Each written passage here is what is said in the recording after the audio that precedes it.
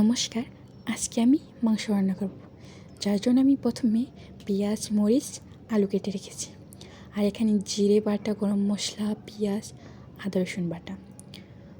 প্রথমে আমি আলুটাকে ভালোভাবে ভেজে নেব।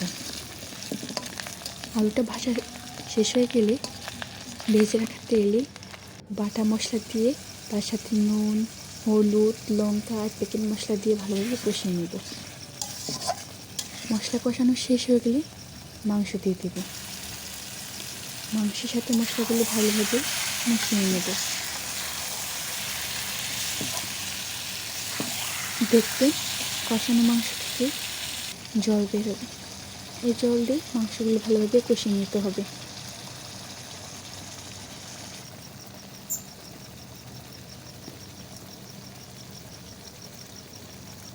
মাংসগুলো আমার ভালোভাবে কষানো হয়ে গেছে। এখন আমি জল দিয়ে দেব।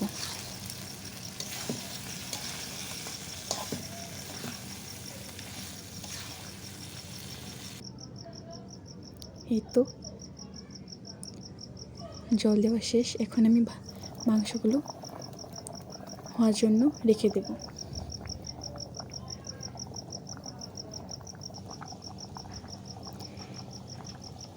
এই তো আমার মাংস রান্না শেষ।